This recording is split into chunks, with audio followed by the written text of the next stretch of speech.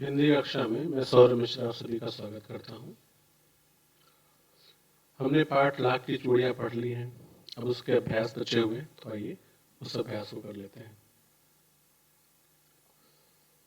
पहला प्रश्न कहानी से।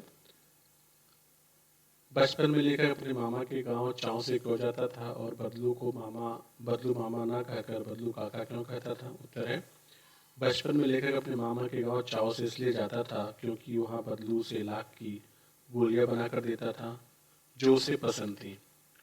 लेखक उसे बदलू मामा ना कहकर बदलू काका इसलिए कहता था क्योंकि गांव के सभी लोग उसे बदलू काका कहते थे। अगला प्रश्न, वस्तु विनिमय क्या है? विनिमय की प्रचलित पद्धति क्या है? वस्तु विनिमय एक पुरानी वस्तु विनिमय एक पुरानी व्यापार पद्धति है जिसे वस्तु के बदले वस्तु दी जाती है। पुराने समय में वस्तु के बदले पैसे का लेन देन नहीं होता था। आधुनिक व्यापार पद्धति में वस्तु के बदले धन का लेन देन होता है। ठीक है। अगला प्रश्न, मशीनी युग ने कितने हाथ काट दिए हैं? इस पंक्ति में लेखक ने किस व्यथा की ओर संकेत किया है? मशीनीकरण के कारण हस्तशिल्प पर बुरा प्रभाव पड़ा है। हस्तशिल्प का मतलब होता है जो हाथ से बनाए जाते हैं, यानी हैंडलूम्स। मशीनों के आने जाने से कई लोगों की आमदनी का साधन न रहा। लोग बेरोजगार हो गए हैं। बढ़ गई, ये गलत है, यहाँ पे ये नहीं लिखा जाएगा। पैतृक व्यवसाय बंद हो गया है। ऊपर लिखी कई पंक्ति बदलू की दशा की ओर ही संकेत करती हैं। लाख की चूड़ियों का व्यवसाय बंद हो गया, इसका उसके जीवन पर बहुत बड़ा प्रभाव पड़ा। उसकी आर्थिक स्थिति और स्वास्थ्य बिगड़ गया। ठीक है। चौथा प्रश्न, बदलू के मन में ऐसी कौन सी व्यथा थी जो लेखक से छिपी न रह सकी? मशीनीकरण के आने तथा कांच की चूड़ियों के प्रचलन एवं गांव में औरतों की कांच की चूड़ियों के पहनने के कारण बदलू का व्यवसाय बिल्कुल बंद हो गया था। उसकी आर्थिक स्थिति भी खराब हो गई थी। अपना पैतृक काम खो देने की व्यथा लेखक से छिपी न रह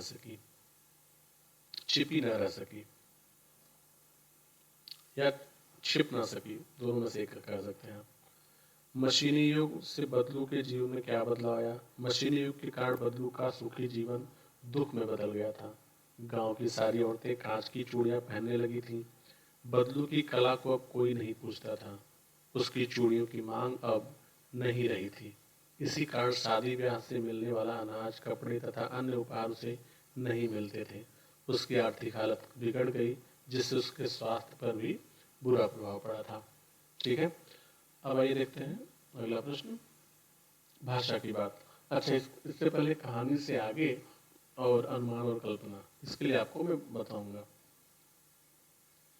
बदलू को किसी बात से चिढ़ थी जो कांच की चूड़ियों से, और बदलू स्वयं कहता है, जो सुंदरता कांच की चूड़ियों में होती है लाख में कहाँ संभव।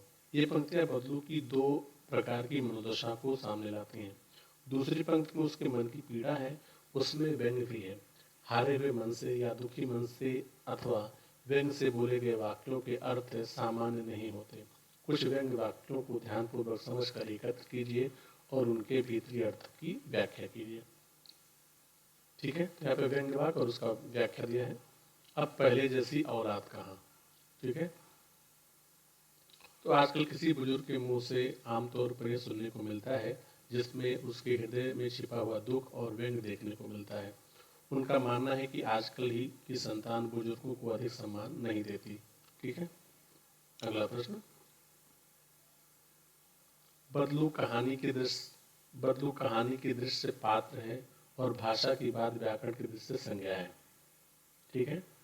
किसी भी व्यक्ति, स्थान, वस्तु, विचार अथवा भाव को संज्ञा कहते हैं। संज्ञा को तीन भेदों में बांटा गया है, यानी तीन प्रकार से बांटा गया है। पहला, व्यक्तिवाचक संज्ञा, जैसे लला, रज्जो, आम, कांच, गाय इत्यादि। ऐसे ही जातिवाचक संज्ञा जैसे चरित्र, स्वभाव, वजन, आकार आदि। और भाववाचक संज्ञा जो होती है, अभी जातिवाचक का मतलब समझा आपको, व्यक्तिवाचक का मतलब समझा आपको। व्यक्तिवाचक मतलब ऐसे, हालांकि इसको आप क्लास 7 में पढ़ चुके हैं, फिर भी मैं आपको बता दे रहा हूँ। व्यक्तिवाचक का मतलब होता है जिससे आप व्यक्तिगत रूप से उसे उसी नाम से जाने। ठीक है। और जातिवाचक मतलब जिससे पूरे समूह का बोध हो, ठीक है। भाववाचक संज्ञा जिसमें भाव आता है, सुंदरता, नाजुक, प्रसन्नता इत्यादि। आगे उसका सोल्यूशन क्या कह रहा है, सॉरी कहाँ गया,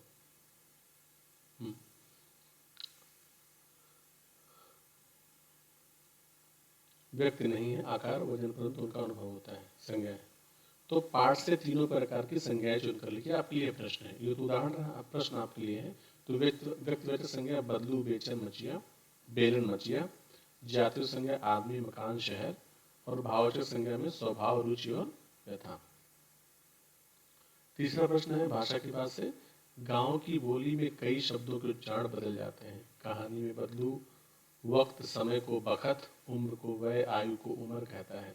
इस तरह के अन्य शब्दों को खोजिए और उनके रूप में परिवर्तन हुआ हो, अर्थ में नहीं, ठीक है। तो इंसान, मनुष्य, रंज, दुख, गम, मायूसी, जिंदगी, जीवन, औलाद, संतान, ये कुछ खोज करके मैंने दिए हैं, आप और भी खोज सकते हैं, ठीक है। अगला, अब ये आपके लिए गृह कार्य, कहानी से आगे और अनुमान और कल्पना, ये जो सारे प्रश्न हैं, इन प्रश्नों को आप स्वयं अपनी अभ्यास पुस्तिका में करेंगे, ठीक है। तो आपको गूगल क्लासरूम में इसको असाइनमेंट के रूप में भी मिल जाएगा, वहां से आप इसको देख के करेंगे, ठीक है। तो आज का ये प्रश्न अभ्यास ही समाप्त होता है। मिलते हैं फिर अगली कक्षा में, तब तक के लिए धन्यवाद।